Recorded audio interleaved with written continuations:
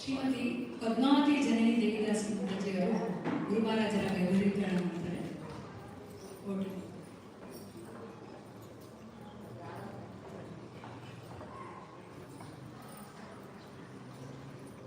ಹರೀಶ್ ಜೈ.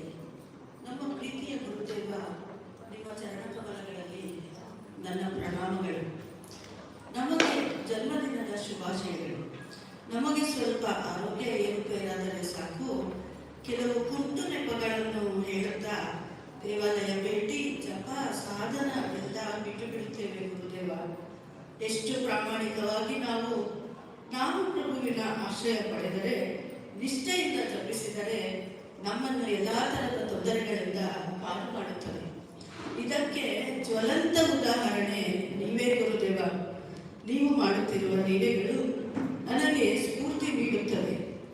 ಆಸ್ಪತ್ರೆಯಲ್ಲಿದ್ದರೂ ಪ್ರಚಾರ, ಲೈವ್ ಕ್ಲಾಸ್ಗಳು, ಮಾರ್ಗದರ್ಶನ ಮಾಡಿ ನಮ್ಮಂತಹ ಬದಾತ್ಮರನ್ನು ಗುರುಪರಂಪರೆಗೆ ಸೇರಿಸಿ ಉದ್ಧಾರ ಮಾಡುತ್ತಿರುವುದು. ಇದೆಲ್ಲ ಹೇಗೆ ಮಾಡುತ್ತೀರಿ ಗುರುದೇವ?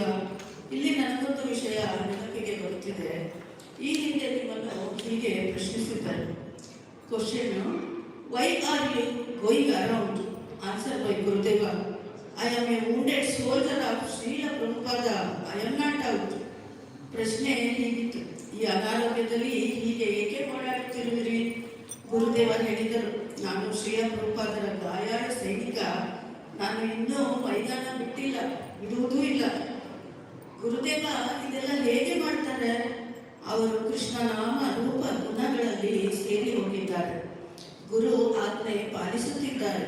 ಗುರು ಕೃಷ್ಣರ ತೃಪ್ತಿಗಾಗಿ ಜೀವನವನ್ನು ನಡೆಸುತ್ತಿದ್ದಾರೆ. ಶಾರೀರಿಕ ಪ್ರಜ್ಞೆಯಿಂದ ಮೇಲೇರಿ ಅದರ ಹೊರಗೆ ಹೋಗಿ ಆತ್ಮಸ್ಥರದಲ್ಲಿ ಇದ್ದಾರೆ. ಗುರುದೇವ, ಈ ಸಂದರ್ಭದಲ್ಲಿ ನಿಮ್ಮಲ್ಲಿ ಒಂದು ನಮ್ಮ ಸವಿನಯ ಪ್ರಾರ್ಥನೆ. ನಮಗೂ ಸಹ ಅಪರಾಧರಹಿತವಾಗಿ ಒಳ್ಳೆಯ ಪ್ರಜ್ಞೆಯಲ್ಲಿ ಅಹೈತುಕಿ ಅಪ್ರತಿಹತವಾಗಿ ಸೇವೆ ಮಾಡುವ ಭಾಗ್ಯವನ್ನು ಕರುಣಿಸಿ ಗುರುದೇವ ಎಂದು ಈ ಸಂದರ್ಭದಲ್ಲಿ ನಿಮ್ಮನ್ನು ಕೇಳಿಕೊಳ್ಳುತ್ತೇನೆ. ಧನ್ಯವಾದಗಳು. ನಿಮ್ಮ ಚರಣಕಮಲಗಳಲ್ಲಿ ನಮ್ಮ ಸಾಷ್ಟಾಂಗ ಪ್ರಣಾಮಗಳು. ಜೈ ಶ್ರೀಕೃಷ್ಣ, ಜೈ ಗುರುದೇವ್.